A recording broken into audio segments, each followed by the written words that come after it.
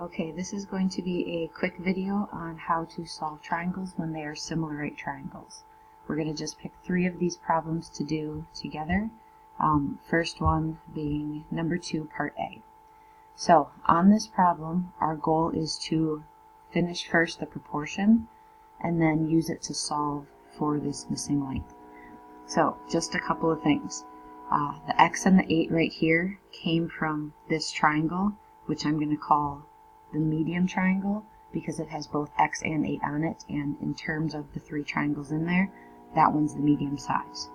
The other triangles in the picture are this one, which I'm going to call the small triangle, which is also a right triangle, and then we have this one, which I'm going to refer to as the big triangle, which again is also a right triangle. So when writing our proportion, starting over here with x and 8, I already know that those 2 sides came from this triangle right here, which is the medium triangle. So I'm just going to write that down to remind me which one it came from. I'm also going to write down the parts. I know since this is the right angle that 8 and x are both legs. 8 is the smaller one. So what I'm going to do right here by 8 is write down SL for short or small leg. And by x I'm going to write BL for big leg, or you could do long leg. I just want to keep them straight. The reason I want to keep them straight is because I'm now going to use those same 2 parts, but I'm going to do this from a different triangle. So that means this piece right here, which I need to fill in, needs to be a big leg, just like this one was. And this part right here needs to be a small leg, just like this one was. So if I take a look at the picture, the triangle where 4 is the small leg would have to be this triangle, which is the small triangle. So now I'm going to use the small triangle in order to finish my proportion. So in order to finish my proportion, I need to identify the big leg on the small triangle, which in this case is 8.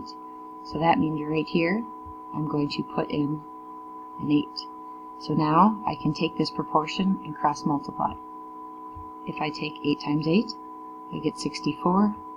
X times 4, I get 4x, putting an equal sign in between them, so divide both sides by 4. I find out that x is 16.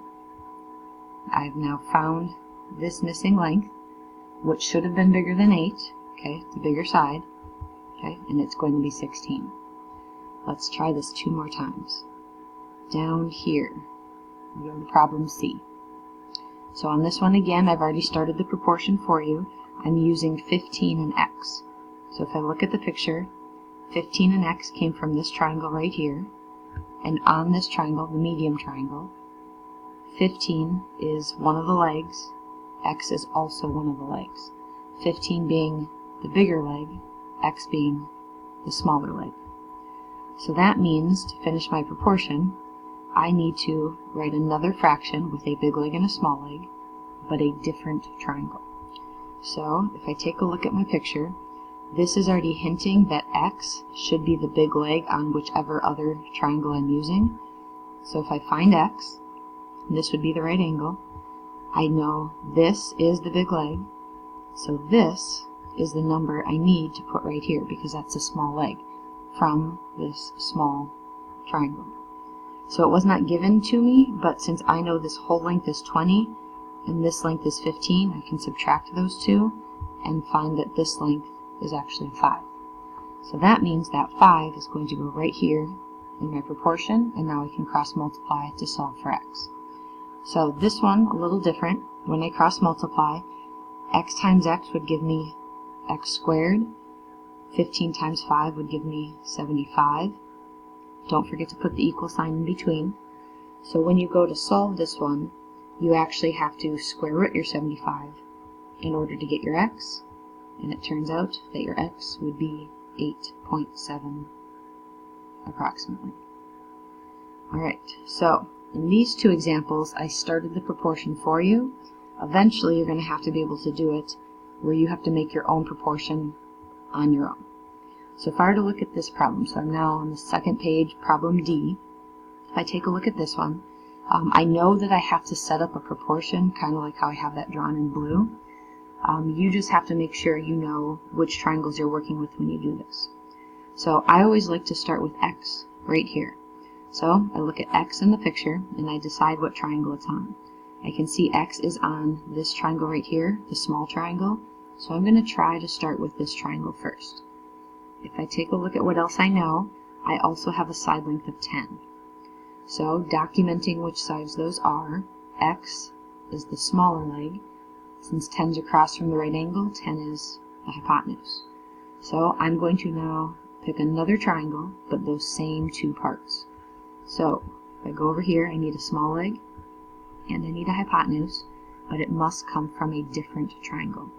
I could try for the medium one, or I could try for the larger one.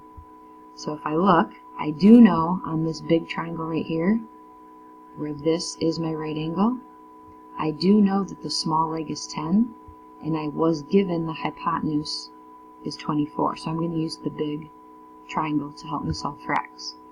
So when I go to do this, the smaller leg is 10, hypotenuse is 24. So now I've got my pieces, so the last thing I have to do, cross multiply.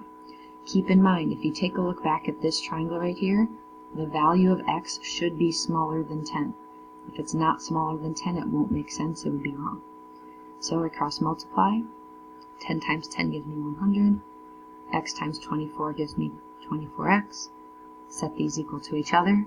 Next thing I do is divide both sides by 24, and when you take 100 divided by 24, you're probably going to get something close to like 4.2. So there's my answer for X. Again, make sure when you do these, you're knowing which triangle you're picking, and maybe start by picking that X. Start with X, see what triangle it's on in order to write your proportion.